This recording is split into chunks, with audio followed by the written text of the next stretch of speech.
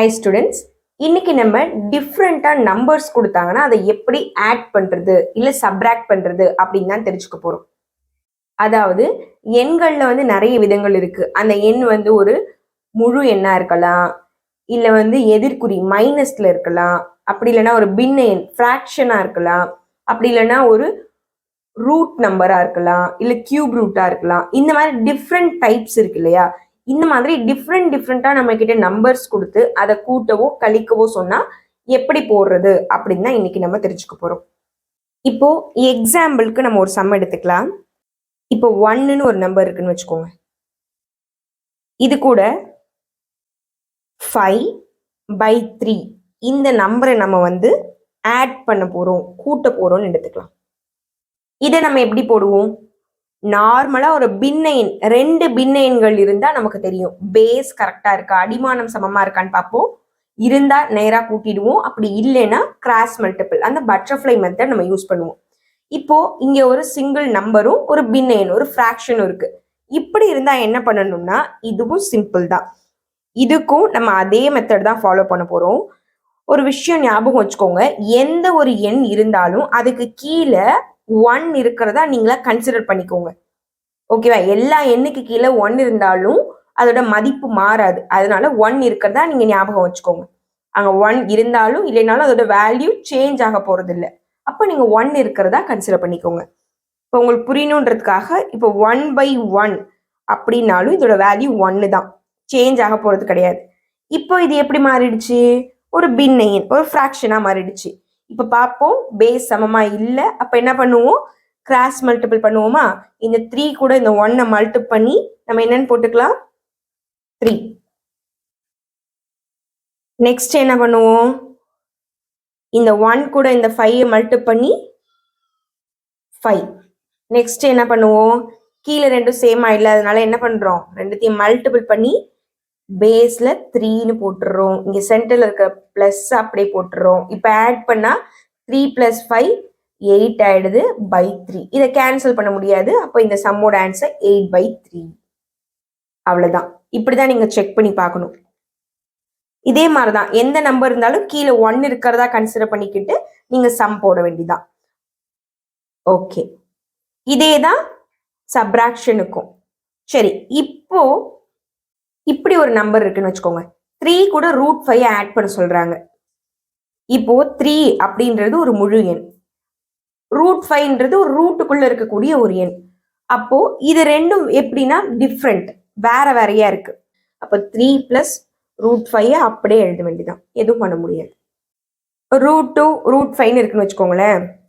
உள்ள வந்து சேம் நம்பரா இருக்கான்னு பார்க்கணும். சேம் நம்பரா இருந்தா கூட்டிக்கலாம், இல்லைன்னா கூட்ட முடியாது. அப்ப இதை நீங்க எப்படிதான் எழுதியாகணும்? √2 + √5 இப்படிதான் எழுதியாகணும். ஆனா இதை ஆட் பண்றதுக்கும் ஒரு வழி இருக்கு. அது என்னன்னா, √2ஓட வேல்யூவும் √5ஓட வேல்யூவும் உங்களுக்கு தெரிஞ்சது அப்படின்னா அது ரெண்டுத்தையும் நீங்க ஆட் பண்ணலாம். நார்மலா சம் பொறுத்த வரைக்கும் இந்த பேசிக்கா நீங்க தெரிஞ்சு வச்சுக்கோங்க. இதை வந்து நம்மளால இப்போதைக்கு ஆட் பண்ண முடியாது.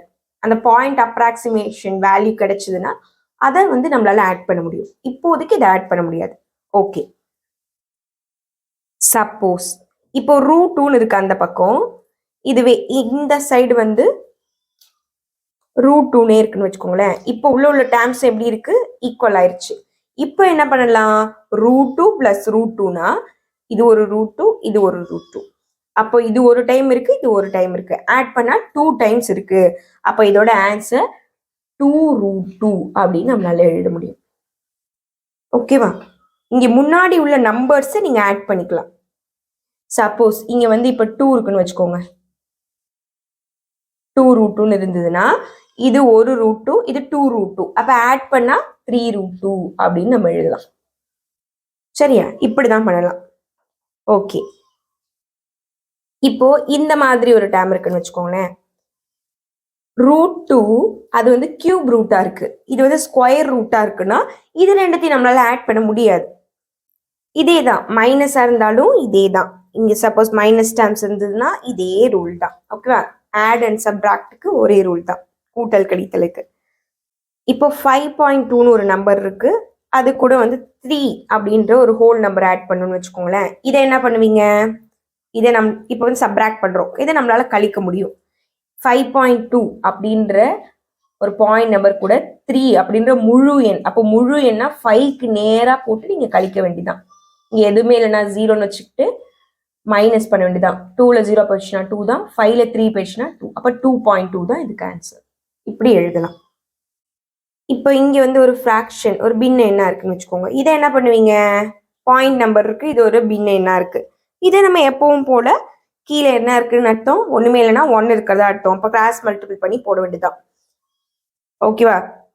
இங்கே 1 இருக்கிறதா நான் கன்சிடர் பண்ணிட்டு இப்போ போட்டு காட்டுறேன் பாருங்க. இந்த 5 கூட இந்த இதை மல்டி பண்ணிங்கன்னா 5 இந்த இது ரெண்டுத்தையும் மல்டி பண்ணி பார்த்தீங்கன்னா உங்களுக்கு என்ன ஆன்சர் வரும்னா 26.0ன்னு வரும். அப்போ நீங்கள் அந்த 0.0வை கன்சிடர் பண்ண தேவையில்லை. ஏன்னா பாயிண்ட்டுக்கு அப்புறம் 0 இருக்கு ஒரு நம்பர் அப்படின்னா அதுக்கு நாட் வேல்யூ, அதுக்கு வந்து வேல்யூ எதுவும் கிடையாது. அதனால நீங்கள் 26ன்னு எடுத்துக்கலாம்.